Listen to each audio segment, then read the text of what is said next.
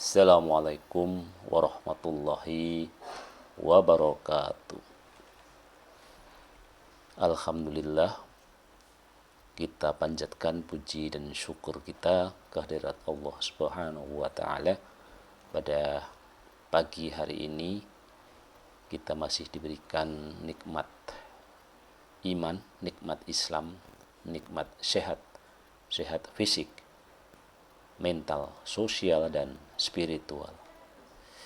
Saudara-saudaraku, ya mohon maaf ini hari Kamis kemarin absen ya untuk mengisi podcastnya karena banyak sekali kegiatan ya, terutama karena sedang melakukan ujian tengah semester ya. Dan untuk semester ini ujiannya agak berbeda dengan ujian-ujian sebelumnya gitu ya. Jadi saya mencoba untuk menggali secara kualitatif gitu ya tentang apa yang sudah kita sampaikan ya, apakah sudah betul-betul bisa dimengerti oleh para mahasiswa ya. Jadi untuk semester ini saya mengadakan ujian tengah semester dengan ujian lesan ya, sehingga memang butuh waktu yang panjang gitu ya untuk melakukan ujian 25 orang saja. Ternyata membutuhkan waktu paling tidak 4 jam ya. Jadi agak tersisa gitu ya, tersita gitu maksudnya. Baik ya saudara-saudaraku, di hari ini podcast akan saya sampaikan dengan mengutip ya salah satu sumber yang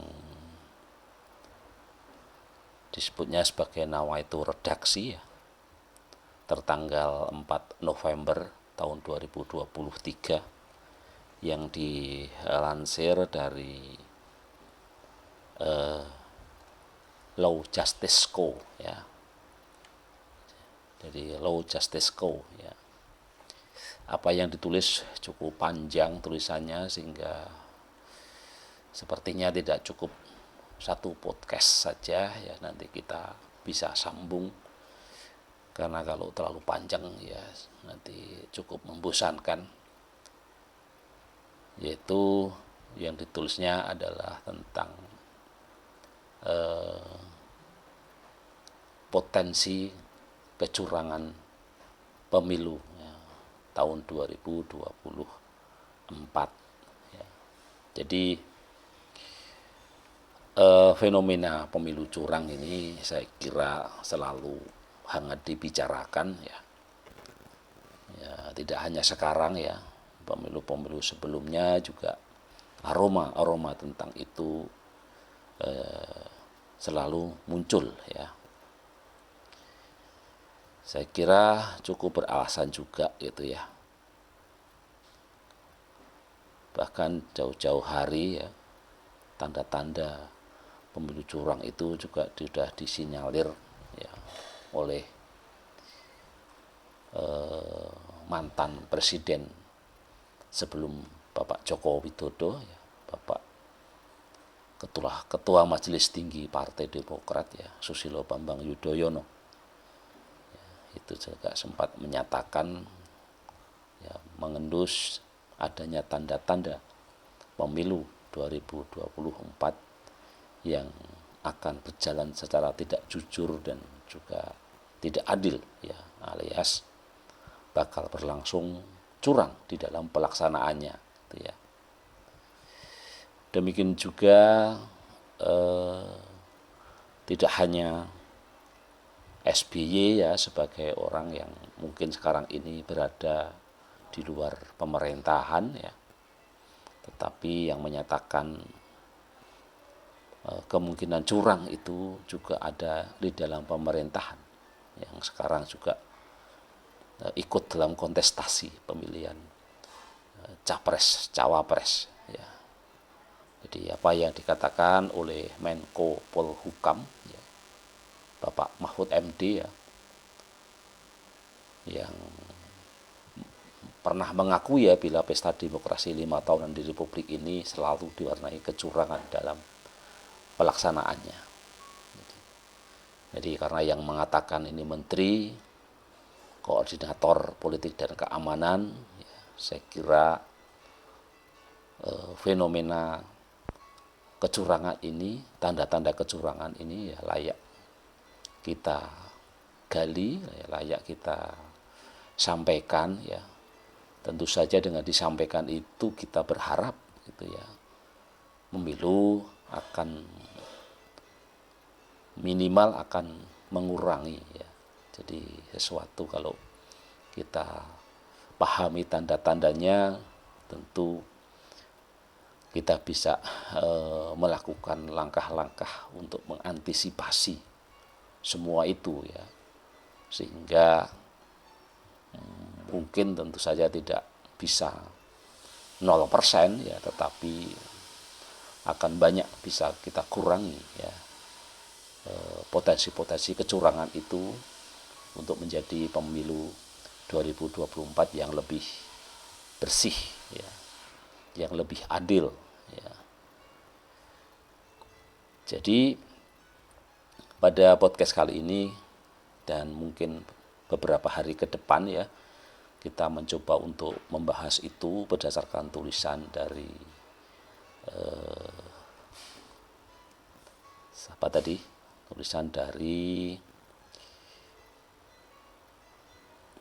Law Justice Co ya, dari Law Justice Co ya, tentang berbagai tanda-tanda ya bahwa pemilu 2024 ini akan curang ya.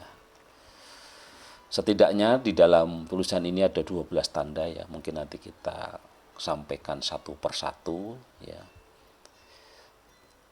Baik itu tanda-tanda yang saya kira ini sudah lama ya diketahui ya, dan terus didengungkan oleh para pengkritisi ya, tentang fenomena pemilihan umum di Indonesia gitu ya. Baik ya, tanda yang pertama adalah pembatasan jumlah calon presiden dan wakil presiden melalui presidensial threshold 20%. Ya. Jadi ini dinilai sebagai upaya menjaga kepentingan istana ya. Jadi presidensial threshold 20% ini dinilai efektif untuk menjaga kemapanan kekuasaan oligarki ya dalam memajukan calon-calon yang diusungnya. Dengan minimnya pasangan dalam kompetisi, maka akan lebih memudahkan para cukong ya untuk bermain ya, dengan kecurangan yang sistematik dan terproteksi selain untuk menghemat dana ya. Nah, pembatasan melalui presidensial threshold ini juga efektif untuk upaya menjegal calon pemimpin bangsa yang mungkin sangat punya potensi ya, tetapi akhirnya tidak bisa mencalonkan diri ya karena syarat yang 20% tadi ya. Nah, saya kira ini sudah banyak sekali disampaikan ya, terutama di forum news network yang digawangi oleh Bapak Heru Subono Arif ya, dan juga Rocky Gerung ya, yang terus meneriakkan tentang usulan ya atau gagasan tentang dari yang 20% itu dinolkan ya. Jadi ibaratnya kalau orang ngisi pom bensin harus mulai dari nol. Iya Pak ya, sudah nol ya gitu ya. Dan berbagai gugatan atau apa ya istilahnya judicial review ya di MK ya, ini juga sudah terus dilayangkan ya tentang 0% ini ya. Namun baik siapapun yang melayangkan itu ternyata terus juga digagalkan oleh Mahkamah Konstitusi ya. Dan disinilah juga kemudian tanda-tanda kecurangan itu makin nampak ya. Dan alhamdulillah gitu ya, akhirnya bukan karena persoalan menolak gugatan atau usulan untuk merevisi ya, presidensial threshold 20% ini ya, tetapi akhirnya ketua Mahkamah Konstitusi ya, harus bergeser ya, tidak lagi menjadi ketua ya, walaupun itu sanksi yang dianggap terlalu ringan ya, untuk sebuah keputusan bahwa beliau ini melanggar kode etik berat gitu ya, dengan sanksi yang hanya menggeser dari ketua menjadi anggota gitu ya. Jadi itulah tanda yang pertama sebagai tanda kecurangan yang akan terjadi di pemilu ya, dan rupanya itu terus berlanjut kan ya. Dan lanjutannya adalah yang sekarang ini ya, karena terus diteriakkan, akhirnya dengan secara legal ya, ketua Mahkamah Konstitusi harus lengser gitu ya. Jadi itu yang pertama ya, mungkin untuk podcast yang pertama ini berkenaan dengan tanda-tanda pemilu 2024 curang. Akan kita tutup dulu ya, dan nanti kita lanjutkan dengan tanda-tanda lainnya ya, karena masih ada 11 lagi tanda ya, sebagaimana yang tadi diungkapkan oleh salah satu sumber yang telah menulis di dalam suatu media. Baik, jadi kalau ingin kecurangan itu berkurang, maka tanda kecurangan ini tentu harusnya bisa kita hilangkan. Namun sampai hari ini baru kita bisa hilangkan, baru kita geser ya, orang tokoh penting yang terus menggagalkan upaya untuk merevisi ini. Sekian podcast kali ini, nanti kita lanjutkan dengan podcast selanjutnya. Wassalamualaikum warahmatullahi wabarakatuh.